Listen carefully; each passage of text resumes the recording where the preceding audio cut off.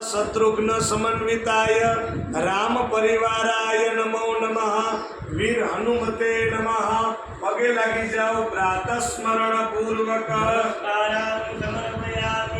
भगवान बालकृष्ण, यमुना महाराणी, गोवर्धन नाथ जी, गोपीजन वल्लभ जी, श्रीनाथ जी परमात्मा, राधा पुरुषोत्तम और सत्यनारायण भगवान ध्यान धरो। आज भगवान द्वारकाधीशનું ધ્યાન ધરો।